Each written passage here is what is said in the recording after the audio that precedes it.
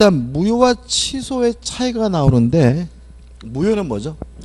성립은 했지만 아무런 효과가 없는 게 뭐죠? 무효예요. 취소는 뭐냐면 일단 유효한 것을 소급해서 처음으로 돌아가서 무효화시키는 게 뭐죠? 취소예요.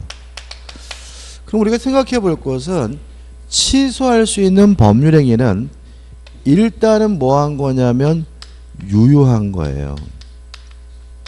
다만 무효로 뭐 할 가능성이 있어요? 뒤바뀔 가능성이 있기 때문에 유효이긴 한데, 무슨 유효냐면 유동적 유효인 거예요. 무슨 말 이해하시나요? 그죠? 자, 취소할 수 있는 법률행위는 일단은 뭐 합니까? 유효합니다. 다만 취소하게 되면 소급해서 뭐가 돼요? 무효가 되니까 유효이긴 한데 무효로 뒤바뀔 가능성이 있다. 그래서 뭐죠? 유동적 유효예요.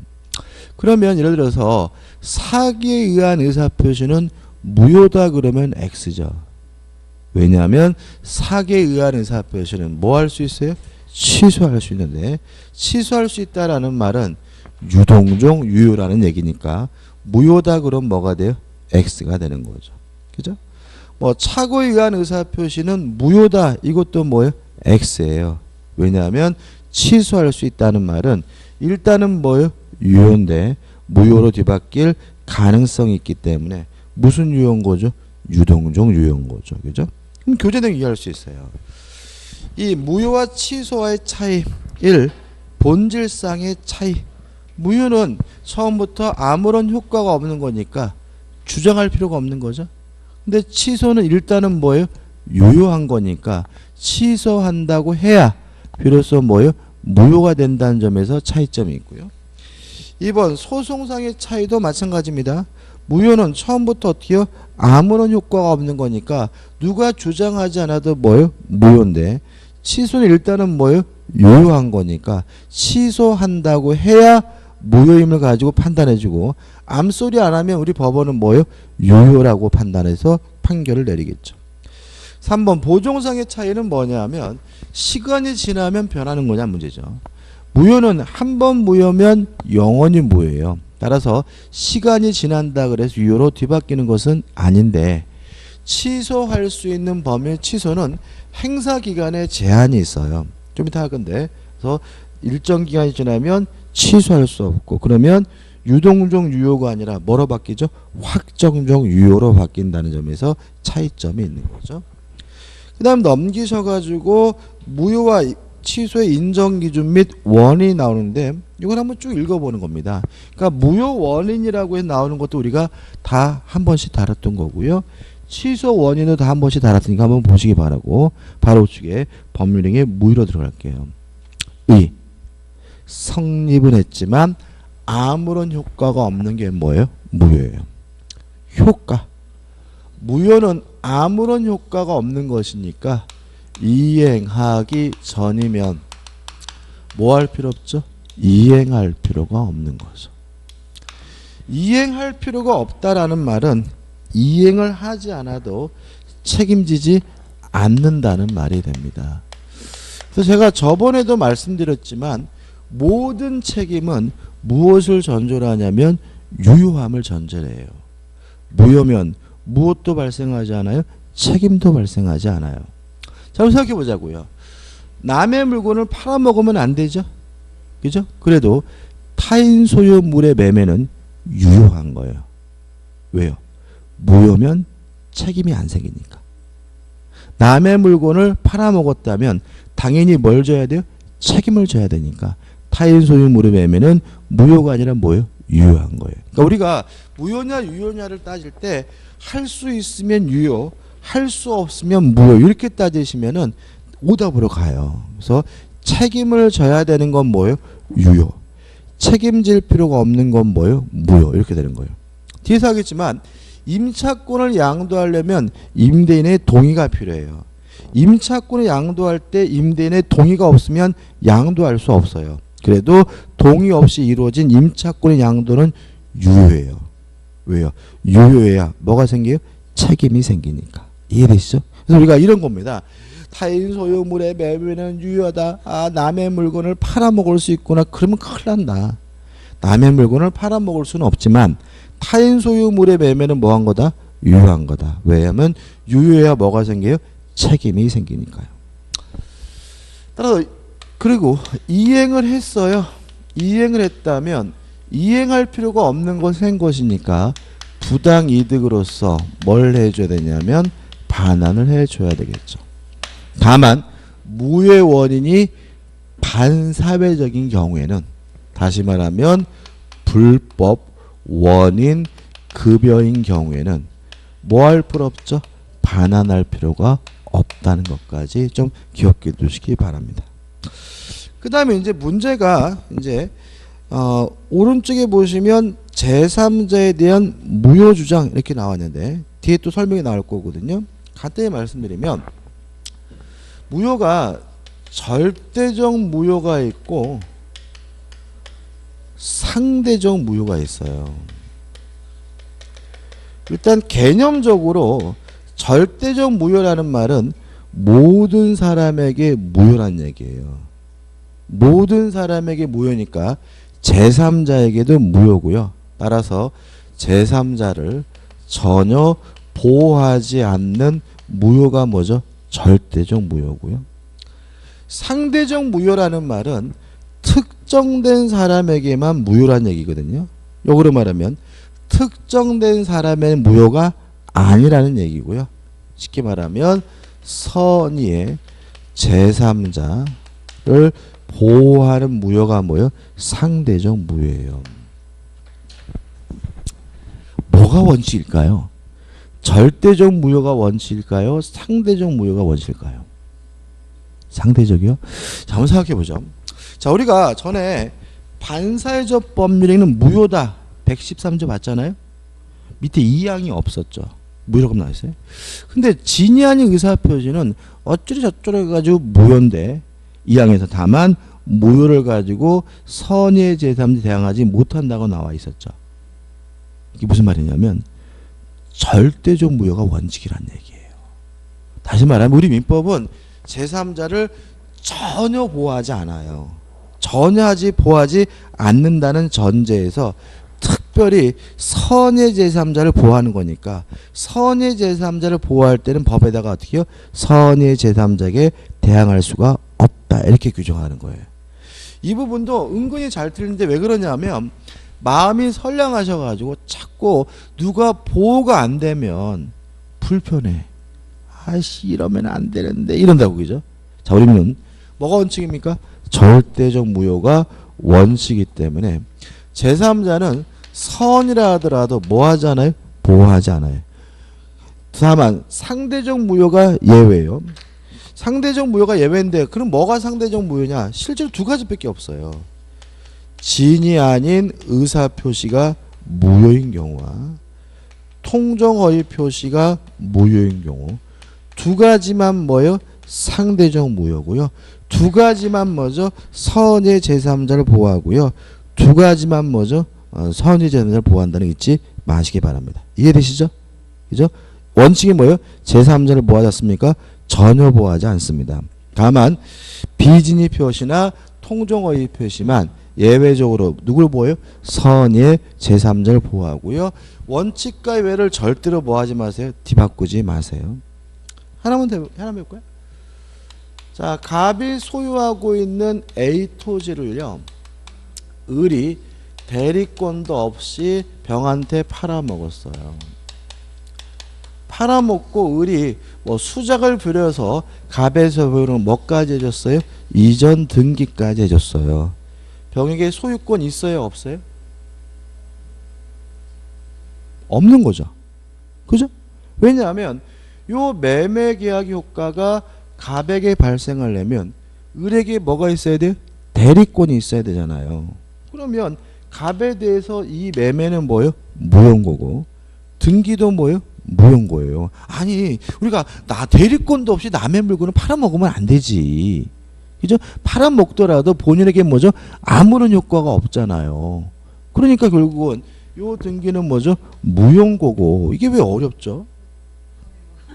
아니 이게 왜 어렵냐면 자꾸 이런 거죠. 갑이 병한테 등기 줬겠지 이게 아니라 을이 뭐죠? 수작을 부려서 갑에서 병으로 뭐죠? 등기 줬다 이런 얘기인 거예요. 무슨 아시겠습니까? 따라서 병의 등기는 무효니까 병에게 뭐가 없어요? 소유권이 없으니까 병은 누구한테요? 을한테 이행을 청구하거나 아니면 뭘요? 손해배상을 청구한다 이런 얘기잖아요 항상. 근데 병이 정한테 팔아먹었어요.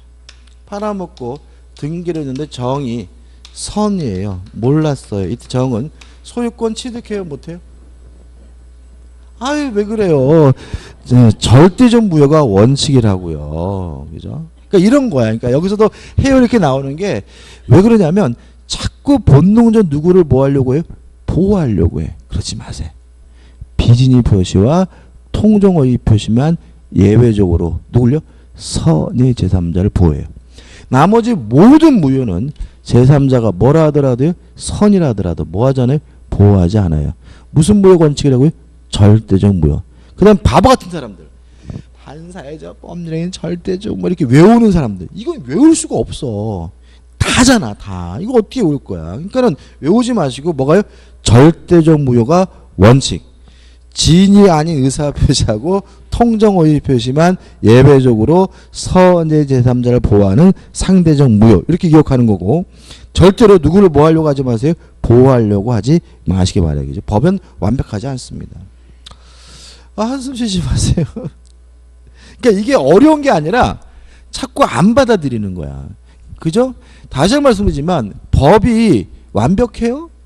아니에요. 그리고 또 솔직히 말씀드리면 누구를 보호한다면 다 보호된다면 굳이 뭐 할 일이 없어요? 재판할 일이 없는 거잖아. 재판할 일이 없으면 뭐가 없어요? 판결이 없고 판결이 없으면 뭐가 없어요? 판례가 없고 판례가 없으면 시험에 안 나와요.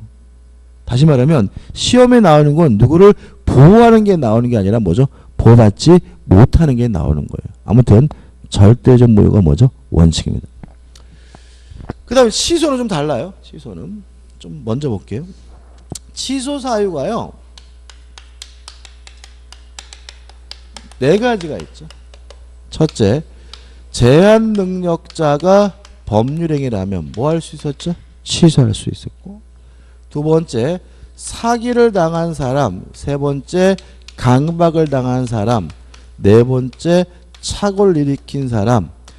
요 4가지 사유가 뭐가 돼요? 취소 사유예요.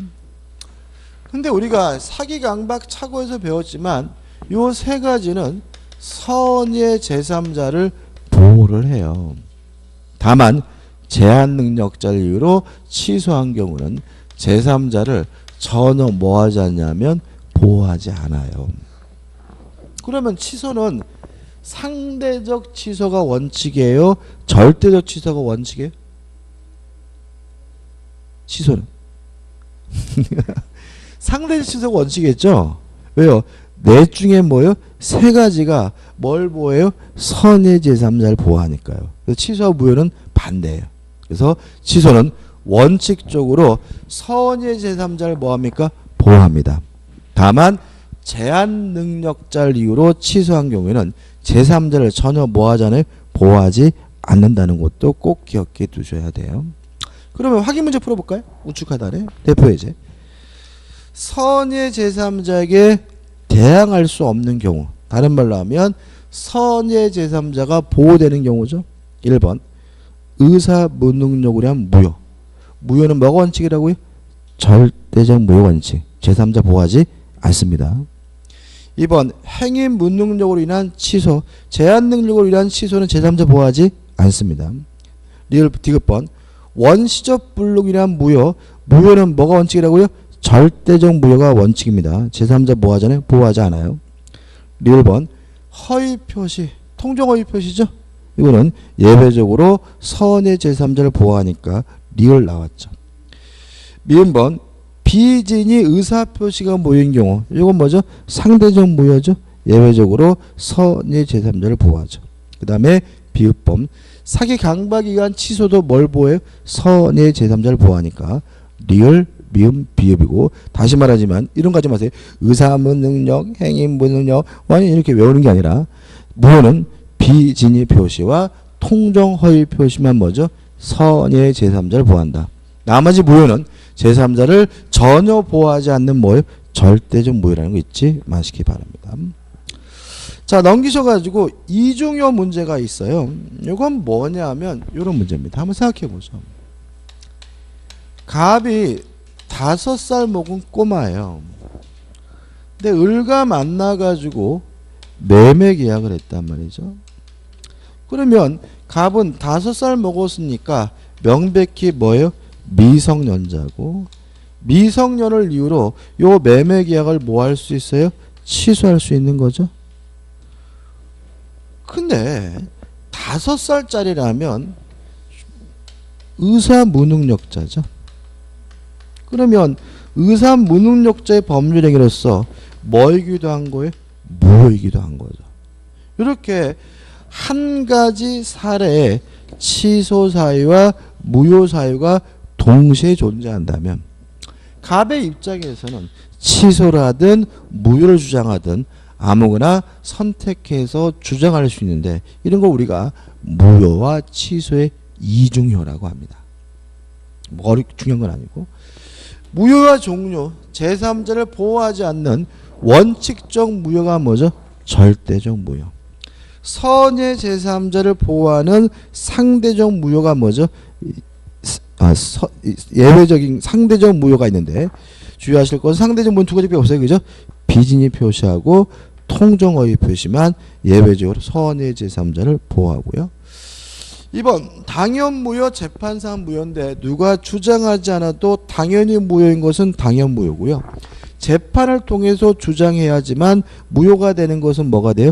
재판상 무효인데, 주의하실 것은 재판상 무효로 예를 들어 놓은 게 회사 설립, 회사 합병의 무효 이렇게 나와 있죠. 이거는 민법이 아니라 상법이에요. 그러면 무슨 말이죠? 우리 시험 보면은 재판상 무효는 없다. 모든 무효는 다 뭐예요? 당연 무효고요. 누가 주장하지 않아도 뭐가 됩니까? 무효가 되는 것이 뭐죠? 원칙이라는 거 잊지 마시기 바랍니다. 그 다음 전부 무효와 일부 무효가 나오는데, 이것도 오늘 기초각이니까 요 137조만 이해하자고요. 그죠? 읽어볼게요.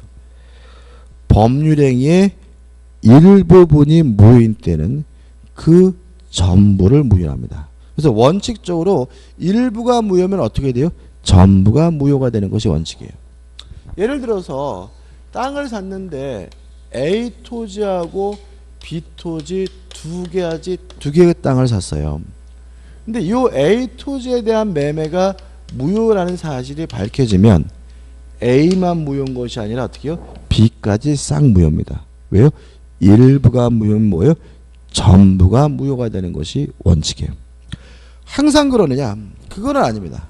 그러나 그 무효 부분이 없더라도 법률행위를 하였을 것이라고 인정될 때에는 가정을 해보는 거죠. 아, 가정을 해보니까 무효가 없더라도 했을 것 같아. 그때는 나머지 부분은 무효가 되지 않는다. 예외적으로 어떻게 해요? 일부만 무효가 되는 경우가 있어요. 자, 원칙적으로 뭐예요? 일부가 무효면 뭐예요? 전부가 무효입니다. 다만 그 무효 부분이 없더라도 법률행위를 하였을 것이라 인정될 때는 예외적으로 뭐죠? 일부만 무효가 됩니다. 원래 뜻은 이런 거죠.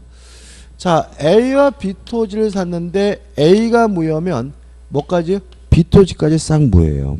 근데 만약에 요 A를 빼고 B 토지만으로 샀을 것이라는 가상적 의사가 인정되는 경우에는, 그죠? 무효 부분이 없더라도 B 토지만 살 거라고 인정될 때는, 그때는 A만 무효고 B 토지는 뭐죠? 유효다. 이런 얘기인 거죠. 판례 하나 소개씩 드릴게요. 재밌는 판례인데. 대구에 두류공원이라는 공원이 있대요. 저는 이상하게 대구하고는 연관이 없어요. 한 번도 안 가봤고. 두류공원인데 굉장히 큰가 봐요. 이렇게 인터넷 조회해보니까 막 놀이시설도 있고 그러더라고요. 근데 어떤 문제가 있냐면, 이 공원이 큰데 이 큰 공원 안에 갑이라는 사람의 개인 사유지가 이렇게 들어가 버린 거예요. 그러면 갑의 입장에서는 이거 아무짝에도 쓸모없는 땅이 되어버렸죠. 입장료를 내는지 안 내는지 모르겠는데, 만약에 입장료를 내는 공원이라면 자기 땅 들어가는데 입장료 내고 들어갈 판이잖아요. 그죠? 그래서 갑이 어떻게 해요? 가슴이 좀 아팠던 거죠. 근데 문제는 나중에 보니까 쓸모없는 땅인데 사람들이 굉장히 많이 오는 거예요. 굉장히 많이 오니까 어떤 생각을 하게 되냐면 요 땅의 일부에다가 매점을 해서 장사하면 짭짤하겠구나라는 생각을 하게 돼요. 이해되시죠? 그래서 갑이 대구시에다 문의한 거죠. 내가 이 두류공원 안에 개인 사유지가 있는데 그 사유지 일부에다가 매점을 하려고 합니다. 어떻게 하면 되겠습니까? 라고 문의를 했더니 대구시에서 어떤 회신이 오냐면 요 땅 전체를 대구시에다가 기부 체납 증여를 하면 우리가 당신한테 매점에 대한 허가를 내드리겠습니다라고 회신이 와요. 이해되시죠? 갑이 고민하는 거죠.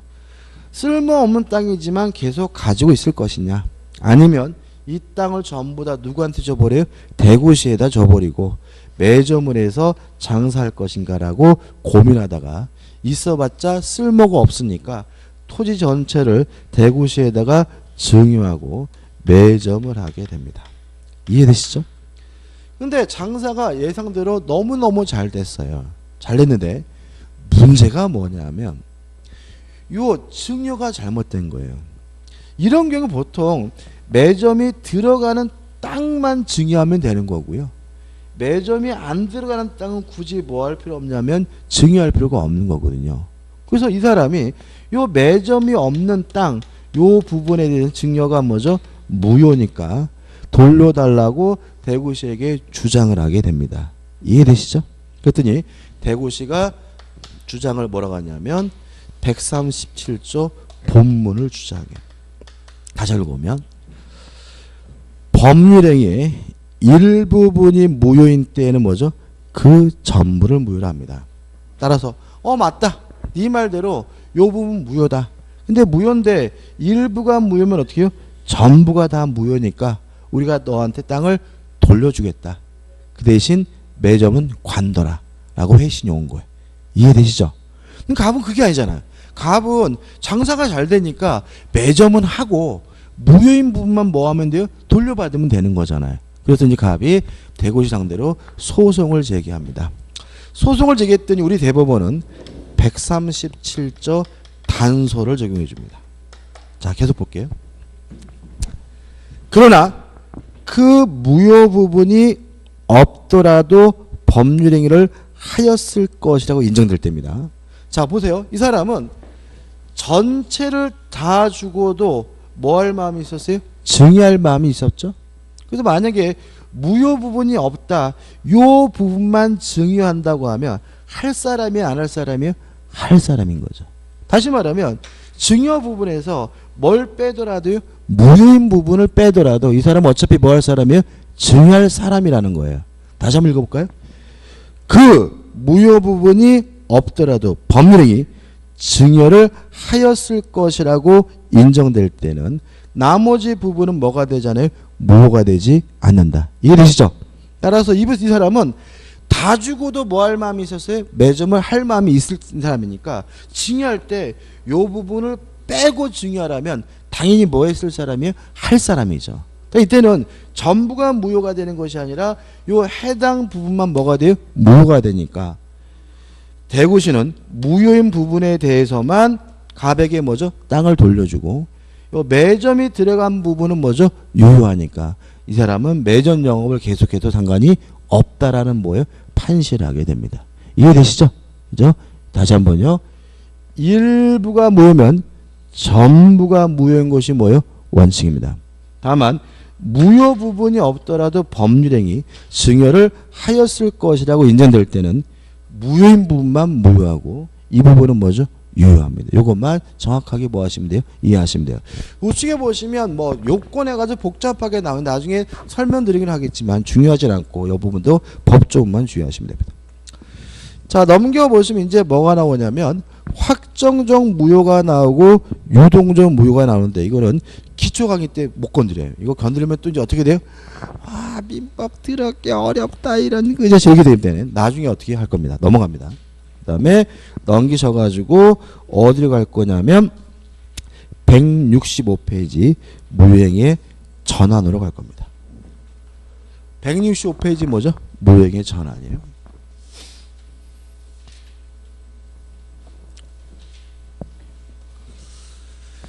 자, 이건 어떤 문제냐면 법률행위로서 무효예요. 근데 이게 신기하게도 다른 법률행위에 요건을 구비하고 있어요.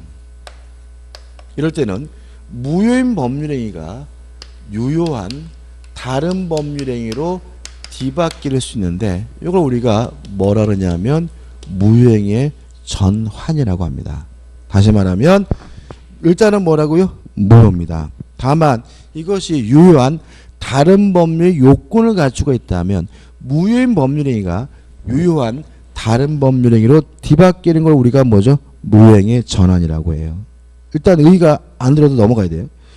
요건해 가지고 일단은 뭐요? 무효인데 2에서 다른 법률의 요건을 뭐요? 구비하고 있고요. 넘겨보시면 무효인 줄 알았다면 다른 법률행위로서 했을 것이 인정될 때는 뭐로요? 무효인 행위가 유효한 다른 법률에 뒤바뀔 수가 있습니다. 일단 개념을 잡고 그 다음에 이제 전환의 모습으로 보는데 일단 원칙부터 생각해 보자고요.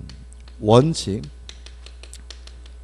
무효인 행위가 특별한 방식이나 형식이 요구되는 요식행위든 아무런 방식도 형식도 요구되지 않는 불요식행위든 이것이 다른 법률행위로 전환되게 되면 뭐로 바뀌는 것이 원칙이냐면 불요식행위로 바뀌는 게 원칙이에요.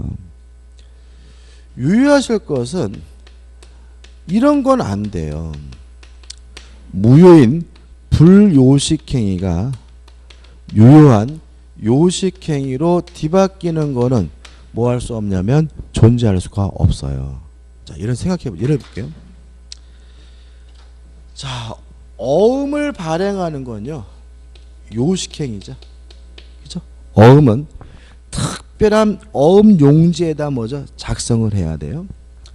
근데 이 어음을 어떻게 작성했냐면 A4 용지에다가 크게 그냥 어떻게 해요? 어음 해가지고 금액수 추적해서 그냥 꽝 찍었어요. 그럼 이거는 어음으로서는 뭐인 거예요? 무효인 거죠. 그죠? 근데 이것이 아무런 의미가 없느냐? 어음으로서는 무효지만 나중에 받을 돈이 있다라는 차용증으로서는 유효한 거죠. 그죠? 따라서 무효인 요식행위가 뭐로 바뀌는 거죠? 불요식행위로 바뀌는 거죠. 거꾸로는 안 돼요.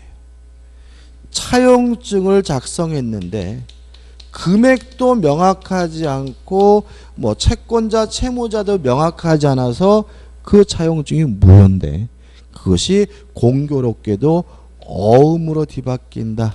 이런 일은 뭐 할 수 없어요? 있을 수가 없는 거다. 이해되시죠?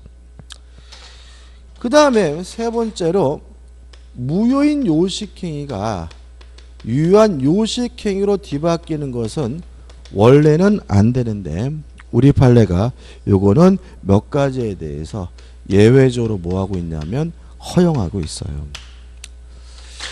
여기서 이제 오면 이제 어떻게 되냐면 막 같은 말이 반복이 되니까 이게 막 그지같이 뭐야 이렇게 되거든요. 걱정 안 하셔도 되겠죠. 일단 설명을 들으시고 이해하시면 되는데 자 무효인 요식행위가 뭐로요? 유효한 요식행위로 뒤바뀌는 것은 몇 가지 예외적으로 허용이 되는데 첫째 타인의 자를 친자식으로 입적시키는 것은 무효고요. 이거는 뭐죠? 요식행위입니다. 요식행위. 왜냐하면 관공서에 가가지고 정해진 용지에다가 신고서를 뭐예요? 써야 되는 거니까요. 근데 무효예요. 왜요? 타인의 자식은 뭐일 수 없어요? 친자식일 수는 없는 거죠. 다만 이것이 뭐로서는 유효할 수 있냐면 양자 입적으로서는 유효할 수가 있어요. 따라서 무효인 요식행위가 뭐로 바뀔 수 있어요? 유효인 요식행위로 뒤바뀔 수가 있는 거죠. 작년에 어떤 일이 있었냐면 여러분들 기억 안 나실 거예요.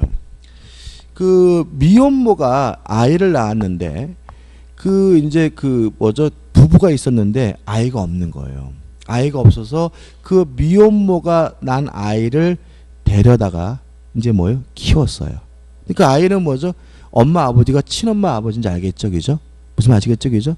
물론 그분들은 가족관계 등록부에다가 남의 자식이지만 뭐라고 입적시키겠어요? 친자식으로 입적시켰겠죠, 그죠? 근데 얘가 초등학교 3학년인가 됐는데 작년에 실제 벌어지는데 생모가 나타났어요. 생모가 나타나가지고 내가 네 엄마다 라고 얘기를 해요. 그러면서 엄마하고 가자라고 하니까 그동안 그 아이를 키웠던 부모가 죽어도 안 된다 그러겠죠. 그러니까 이제 이 생모가 아이를 꼬드겨가지고 엄마 아버지를 형사 고발합니다. 공문서 부실기재죄. 왜냐하면 친자식을 타인의 자식을 뭐요? 친자로 뭐요? 신고한 것은 공문서를 뭐죠? 허위로 작성한 거예요. 그래가지고 공문서 부실기재죄로 뭐죠? 아이가 엄마 아버지를 뭐요? 고소를 해요. 심하죠, 그죠? 그죠? 그래가지고 이게 뉴스 내용이 뭐냐면 판사가 기소 유예 처분을 내렸다. 처벌하지 않았어요, 그죠? 그러면 그 아이는 생모가 데려갈 수 있어요, 없어요? 못한다. 왜냐하면 친자로서는 무효지만 그 아이는 뭐인 거예요? 양자인 거예요. 양자의 입장으로서는 뭐예요? 유효한 거예요. 그래서 양자니까 아무리 생모라 하더라도 그 아이를 뭐 할 수는 없어요? 데려갈 수는 없다. 이런 뜻인 거예요. 이해되시죠? 장년도 사건이고. 실제로 이제 그건 좀 신기한 사건이고 일반적으로 문제되는 게 이런 경우가 많아요. 갑과 을이 부부인데요. 아이가 없어서 입양기관에 가서 A를 데려왔어요. 그럼 이 아이는 타인의 자죠? 그렇지만 가족관계 등록부에 뭐라고 올려요? 친자로 올린단 말이죠. 그죠? 근데 신기하게도 요 A를 데려왔더니 갑자기 애가 막 생기는 거예요. 그래서 B, C가 나중에 뭐죠? 태어나게 됐어요. 그러고 나서 만약에 갑과 을이 나중에 돌아가시면 A, B, C 간에 뭐죠? 재산 싸움이 벌어져요. 특히 B, C가 작당이 돼서 A를 완전히 뭐에 디스하는 거죠. 솔직히 또 이 갑과 을이 애가 태어나는 순간 또 A에 대해서 뭐죠? 이렇게 좀 천다고 그러셨을 거 아니에요, 그죠? 그러면서 뭐라 그런 거죠?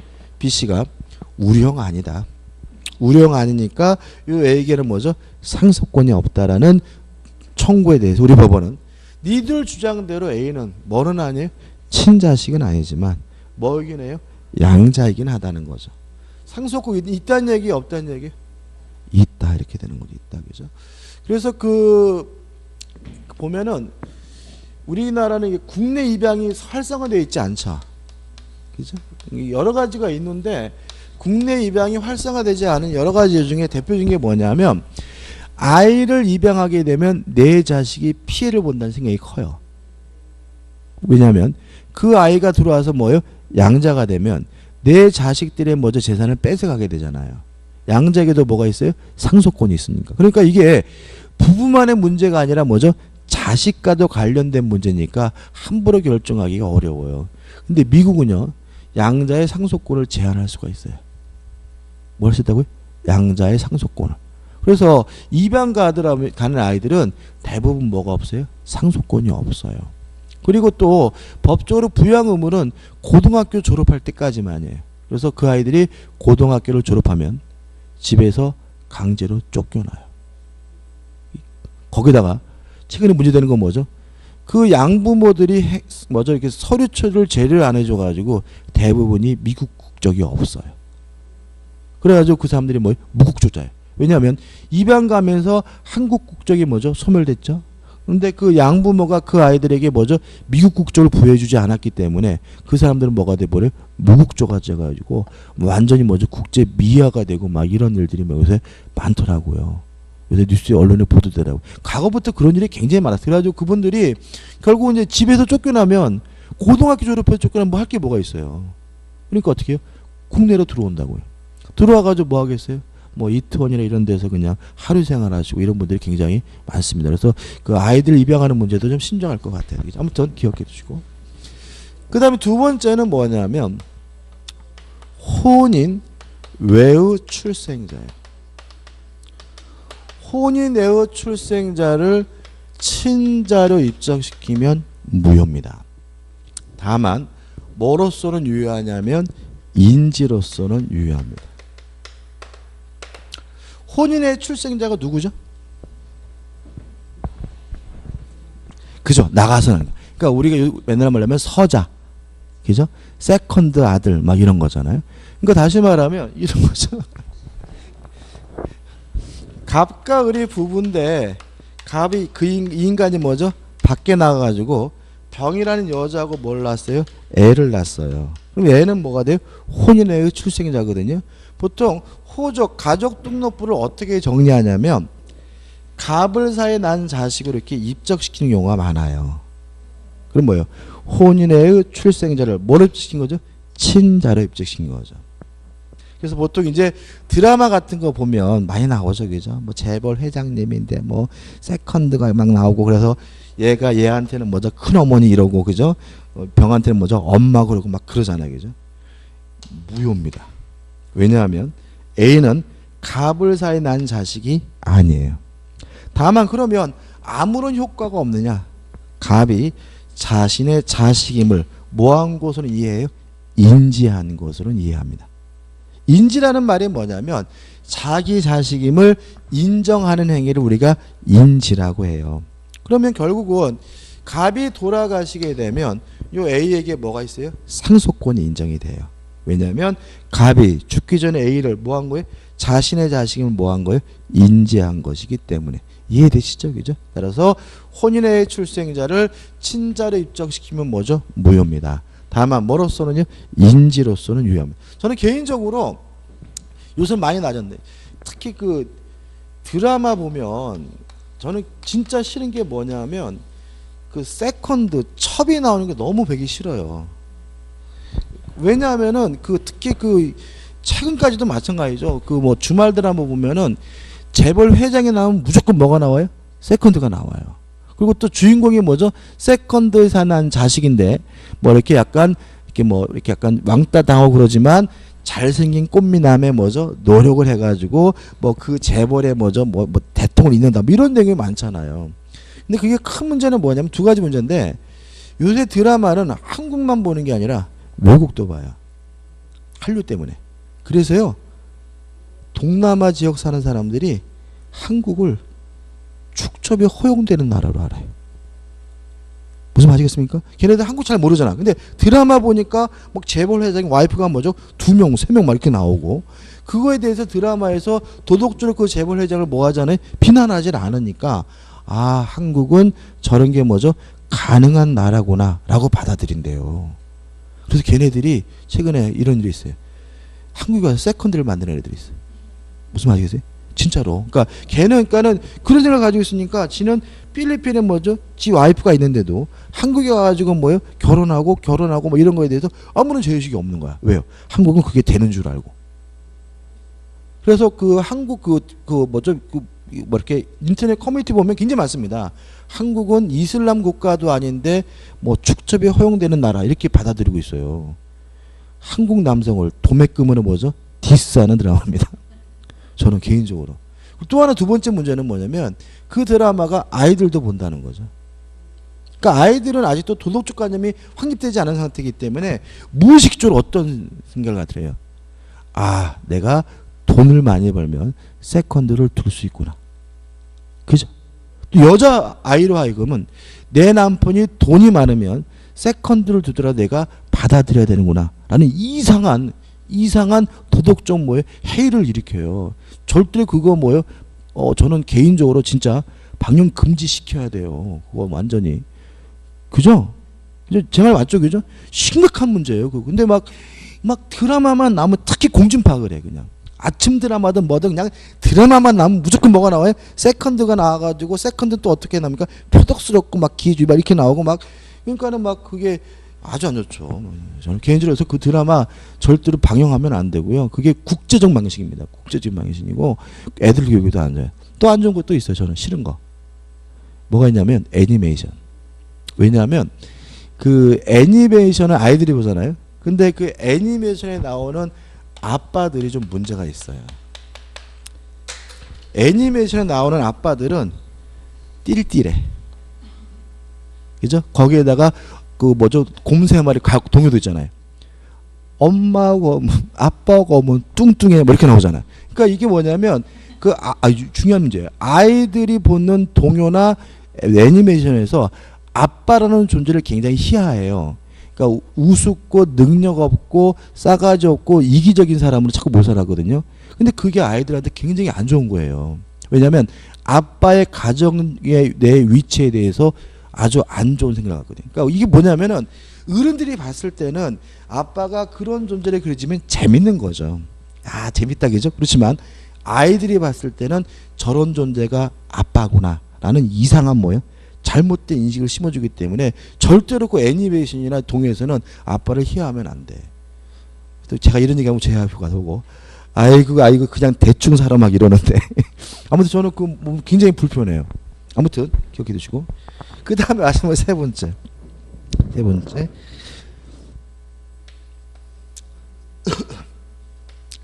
비밀 증서에 의한 유언이 무효인 경우에는요 자필 증서에 의한 유언으로 전환될 수가 있습니다. 왜냐하면 비밀 증서에 의한 유언은 증인이 필요하고요. 자필 증서에 의한 유언은 증인이 필요가 없기 때문에 이런 일이 발생합니다.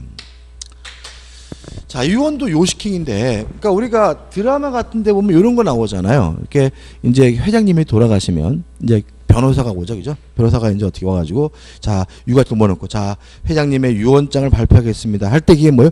비밀증서의 유언이에요. 왜냐하면 유언장을 작성할 때는 그 내용을 뭐래요? 비밀로 하는 거죠. 비밀로 하고 있다가 돌아가시면 그것을 뭐 하게 돼요? 공개하기 때문에 이걸 우리가 비밀증서에 의한 유언이고요. 비밀증서에 의한 유언을 작성하려면 증인 2명 이상이 서명 날인해야 돼요. 근데 문제가 있는 경우가 있어요. 유언장 내용이 예를 들어서 개똥이에게 내 재산 중 10억을 준다라고 써 있는데 증인이 개똥이면 그 유언은 무효예요. 증인과 유언장의 내용이 뭐가 있으면 안 돼요? 이해관계가 있으면 안 돼요. 그러면 뭐로서는 무효입니까? 비밀증서로서는 무효인 거예요. 근데 가만 보니까 그거를 워드로 타이핑한 것이 아니라 그분이 뭐죠? 직접 손으로 썼다면 그때는 비밀증서에 의한 유언으로서는 무효지만 뭐로 바뀌게 돼요? 자필증서 유언으로 뒤바뀌게 돼요. 왜냐하면 자필증서에 의한 유언은 손으로 썼기 때문에 뭐가 필요 없어요? 증인이 필요가 없기 때문에 그렇습니다. 자, 이러한 6가지는 무효인 요시킹이가 유효한 뭐로 바뀌는 거죠? 요시킹으로 바뀌는 대표적인 뭐예요? 예인 거예요. 근데 참고로 우리가 여기서 좀 주의하실 것은 뭐냐면 이런 것을 구체적으로 물어보는 문제는 안 나와요. 뭉뚱그려서 다 뭐예요? 가족법상 행위죠. 그죠?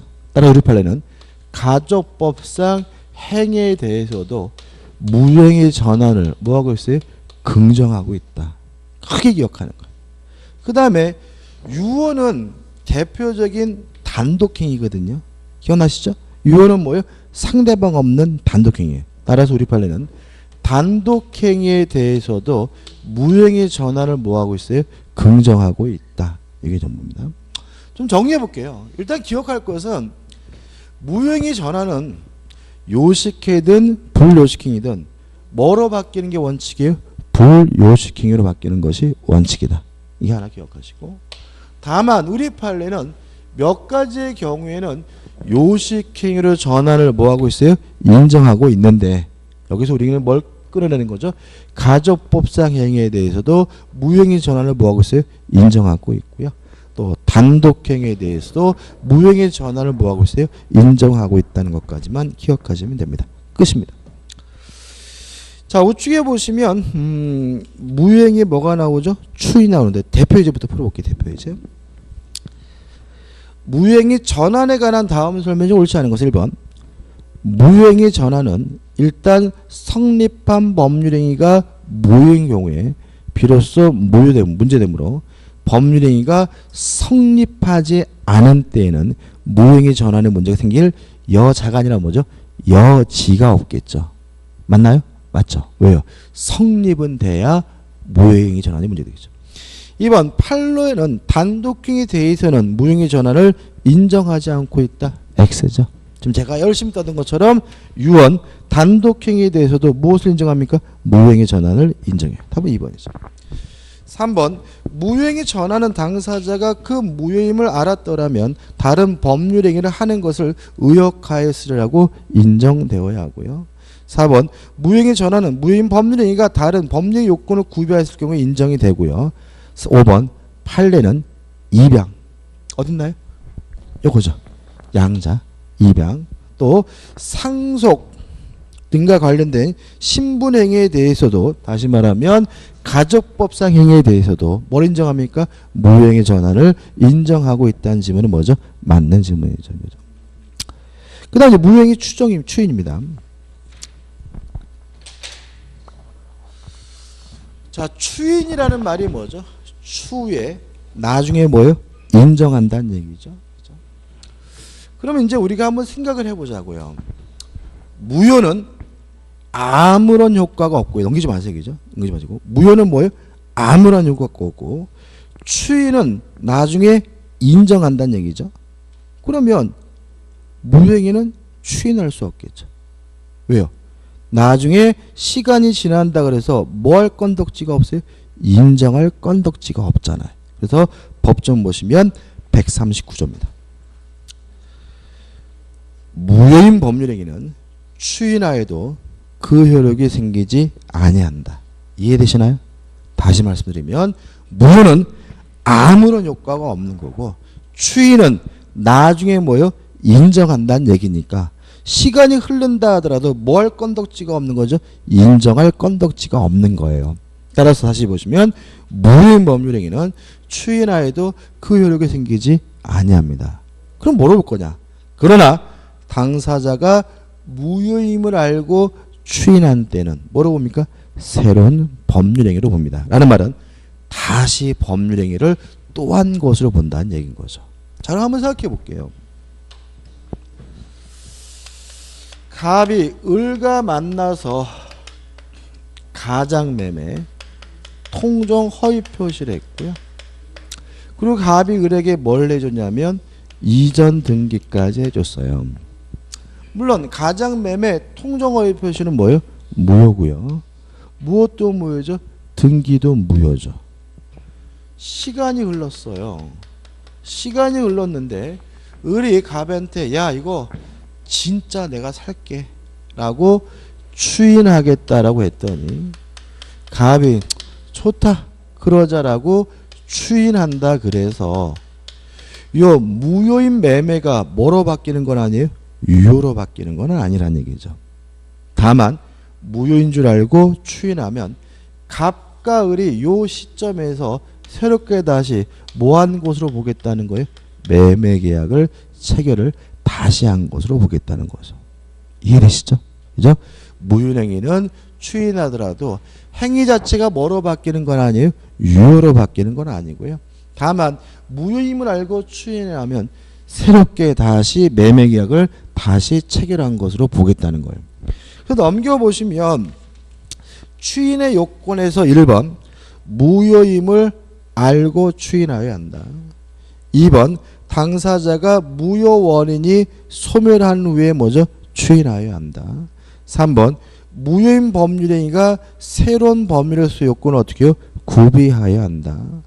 효과 새로운 법률행위를 한 것으로 보니까 소급하지 않고 뭐가 있습니까?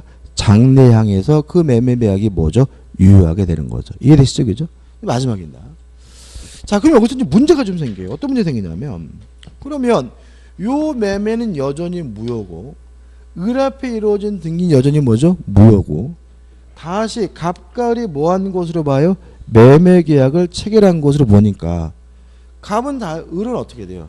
갑에게 등기를 말소해주고 다시 요 매매를 원인으로 갑이 을에게 이전 등기를 해줘야 을이 비로소 뭘 취득해요? 소유권을 갖게 된다는 얘기잖아요. 너무나 번거롭죠. 따라서 갑과 을은 당사자 간의 특약으로 뭐 하는 것은 가능하냐면 소급시키는 것은 뭐죠? 가능합니다. 다시 말하면 다시 매매 계약을 한 건데 갑과을이 만나서 이거 있잖아, 다시 이거 뭐 말소하고 등기하지 말고 그때 그 무효였던 거를 뭐죠? 유효로 하자라고 뭐 하는 것은 가능해요? 소급시키는 것은 가능해. 이해되시죠? 그죠? 자, 근데 여기까지 왔는데 요거만 가지고는 판례는 읽어볼 필요 없어요. 문제를 풀 수가 없어요. 그래서 우리가 정리를 좀 해야 돼요. 좀 메모를 좀 하시면 좋겠는데, 자, 무효행위의 추인에 대해서 첫째, 불가능한 경우입니다. 다시 말하면 무효인 행위로서 뭐 할 수 없어요? 추인할 수 없는 경우예요. 뭐가 있냐면 반사회적 법률행위로서 무효인 경우는 뭐 할 수 없습니까? 추인할 수 없습니다. 그죠? 첩계약을 2번 한다 해서 첩이 유효로 바뀌는 건 아니잖아요. 그죠? 불공정한 법률행위도 추인할 수가 없습니다. 강행법규 위반이어서 무효인 경우에도 뭐 할 수 없습니까? 추인할 수가 없습니다. 다시 말하면 요 세 가지는 그냥 일단 뭐예요? 나쁜 짓인 거죠. 나쁜 짓인 것을 나중에 추인한다 그래서 뭐가 될 수는 없어요? 유효로 바뀔 수가 없으니까 반사회적이거나 불공정하거나 강행법규 위반의 경우에는 뭐 할 수 없는 거죠? 추인할 수가 없는 거죠. 두 번째, 가능하죠. 그죠? 가능한데 이겁니다. 지금 설명드린 것처럼 가능하지만 새로운 법률 행위가 되는 경우가 있죠. 새로운 법률 행위가 된다는 말은 뭐 하지 않는다는 뜻이라고요? 소급하지 않는 뜻이죠. 다만 당사자 간의 특약으로 각오로 소급시키는 것이 가능한 경우가 있는데 이게 의외로 많지 않아요. 세 가지입니다. 첫째, 통정허위 표시로서 무효인 경우. 두 번째, 진이 아닌 의사 표시로서 무효인 경우.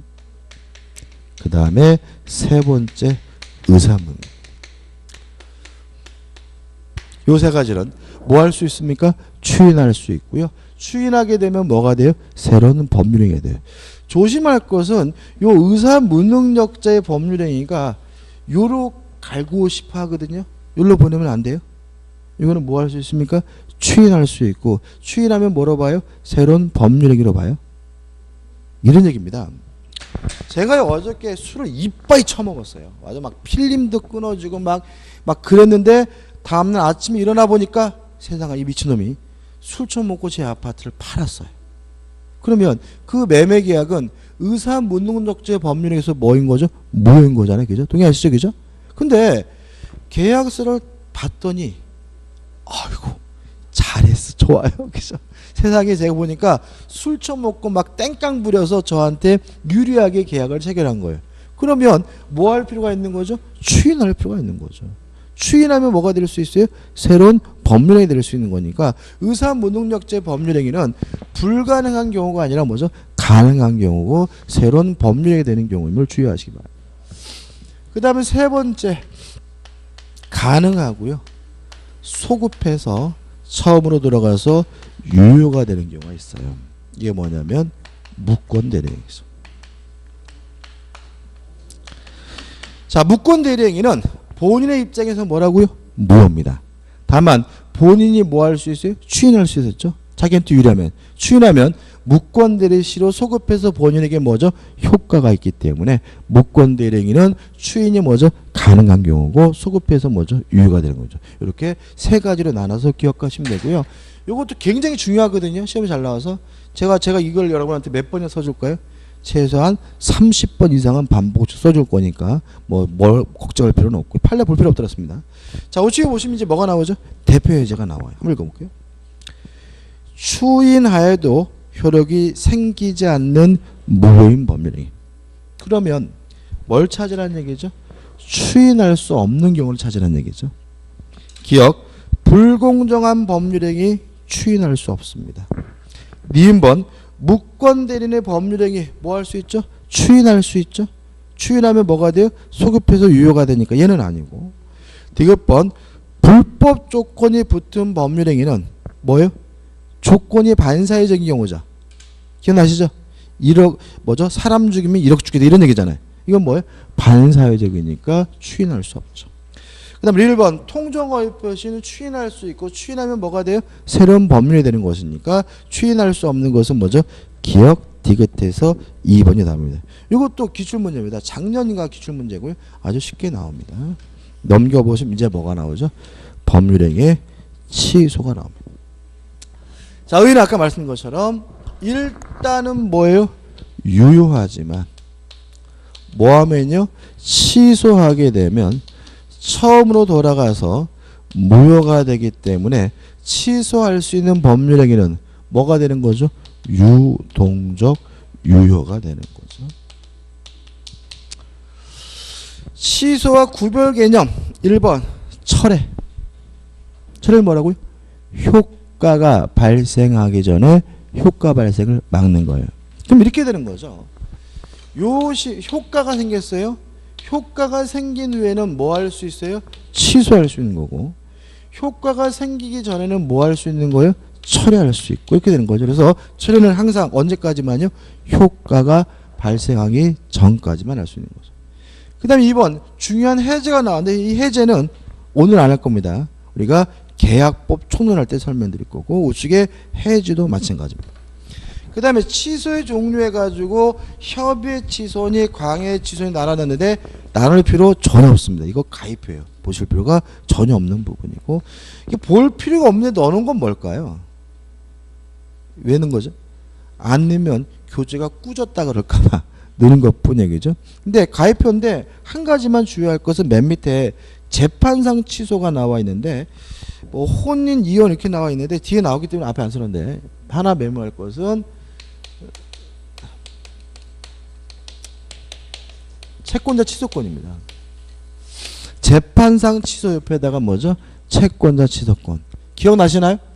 채무자가 재산을 도피시키는 행위를 우리가 사해행위라고 하고 이러한 사해행위는 채권자가 일방적으로 뭐 할 수 있었죠? 취소할 수 있었죠. 이거 우리가 뭐죠? 채권자 취소권인데 얘는 재판상 해야 돼. 그러니까 채권자 취소권 행사만 어떻게 해요? 재판상 해야 된다. 기억해 두시고 그 다음에 넘기셔가지고 3 해가지고 뭐가 나옵니까? 취소권자가 나옵니다. 시간이 아직까지 한데 취소권자부터는 뭐죠? 다음 주에 할게요. 그죠? 다음 주에. 이게 또 들어가면 또 한참 걸리니까. 그래서 다음 주에 여기 취소권자부터 들어가도록 하겠습니다. 자, 오늘 수고 많으셨습니다. 고맙습니다.